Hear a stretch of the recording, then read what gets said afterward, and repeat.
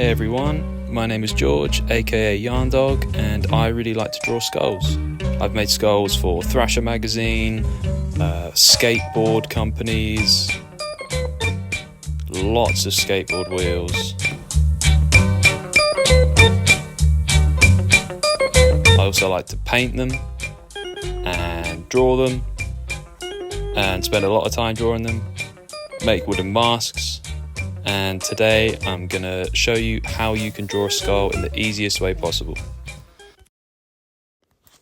So for this, I'm going to just be using an HB pencil, and I'll start off doing a circle in the center of the page, and this is going to act as the main guideline for the shape of the skull. I'm doing a skull facing slightly to the left at a 3/4 angle. I've dropped a central line down the middle of the circle, and I plot in a small, almost oval shape to the right, which I'll explain a bit later. So you can see I'm pointing it sort of to the bottom left of where I'm drawing at the moment. So once I get this circle in, this is the most important part, having the circle, I will then start to put in like a rectangle shape, which will act as the jawline of the skull. You know, depending on the angle that you draw the skull at, the rectangle will change. So for this particular video, the rectangle again is sort of pointing towards the bottom left of the page. So I'm just marking a central line horizontally across the circle now, and this will help me to work out the bridge of the nose and also where the eyes or the eye sockets are going to live. So this triangle I'm putting in now is going to be where I can really figure out the central point of the skull, but also how the bridge of the nose is going to meet with the two eye sockets, so they're not going to be, you know, really close to each other and not too far away. The triangle sort of helps to set where they go without being too disproportionate. So the first eye socket goes in, and I'm trying not to be too perfectly round with this. You know, most eye sockets they've almost got like a square circular shape to them, and the eye socket on the left side of the skull is going to be a little bit smaller because the perspective and the angle of the skull that I'm drawing is going to hide some of that behind the bridge of the nose. So now I've got the most important parts in. I've worked out where the eye sockets are. I've worked out where the nose is.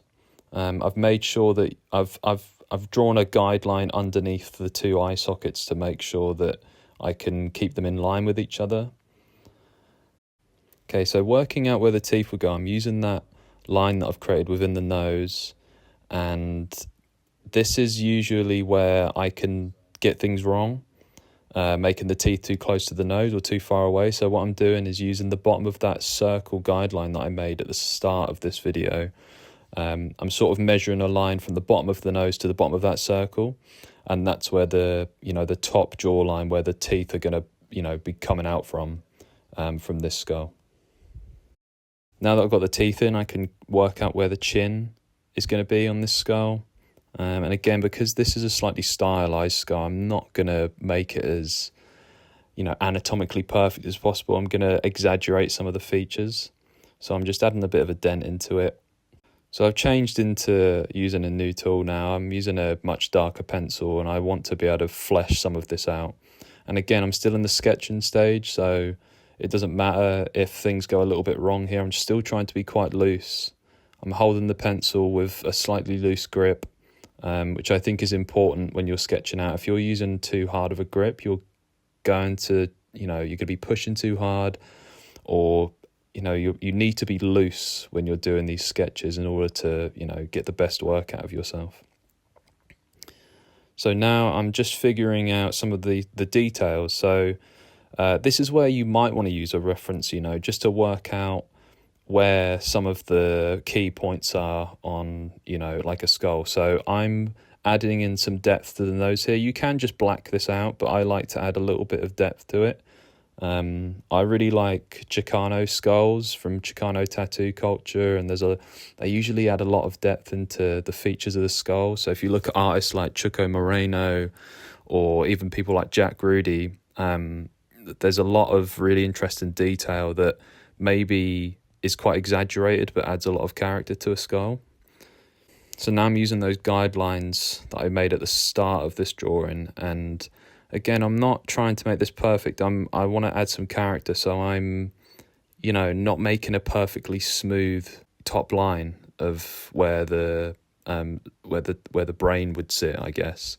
I'm trying to make it a little bit bumpy. The curves are a little bit irregular, and that adds some real character to the drawing. So now figuring out the teeth, I personally, have my own method of doing this. Again, I don't count the exact amount of teeth that a human skull has.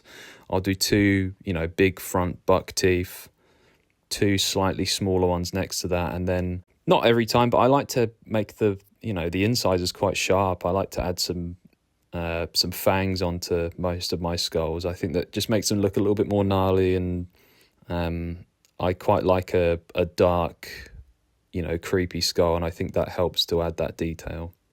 So now that I've figured that out, I try and match some of the teeth on the bottom and just make them a little bit smaller so there's a bit of symmetry. But most of the teeth I do on the bottom row are less detailed than the top row. I think they can be a little bit more subtle. And sometimes I leave a tooth or 2 out just to make it look a little bit more gross, I guess. So as I'm doing these more refined lines, I'm starting to think about where some of the depth is on the skull, and some of the little nooks and crannies that are going to give it some character that aren't necessarily photo accurate, but I think the intention isn't to try and make something that looks hyper realistic, and maybe something that shows off more of your own personality in the artwork. Again, without these guidelines, it would be a lot more inconsistent, I would say. This is one way I draw skulls. This is a very loose way of doing it. Just a real fun way of approaching the drawing of the skulls. Some of the drawings I showed in the start of the video are really detailed, and I spend a lot of time on them because I like to, but sometimes you can just do kind of funky, almost a bit humorous looking skulls. You can add eyes into the sockets and give them some real personality. Okay, so just adding some extra details to the jaw.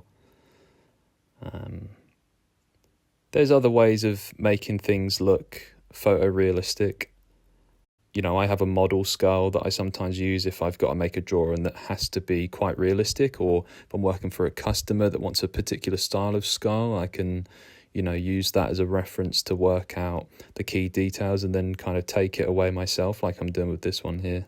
So now that I'm adding in some shade and some detail, you can start to see how the depth comes through with the eye sockets and the nose. So again, you could completely black these out. Most of the detail is blacked out, but then I like to show that there is a bit of depth, and there's more layers to the inside of a skull than just a black hole.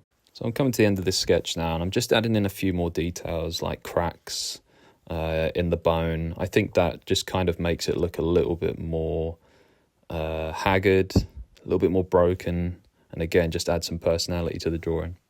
So now the sketch is in, I'm going to lay down some ink. This is a really cool Japanese brush pen. It's got like a really smooth nib, but also, has a little bit of give to it, so you can push down and create some nice lines. I'm just using tracing paper. I've put 2 sheets down so that one kind of dulls the original sketch, and then the second sheet obviously is to draw onto.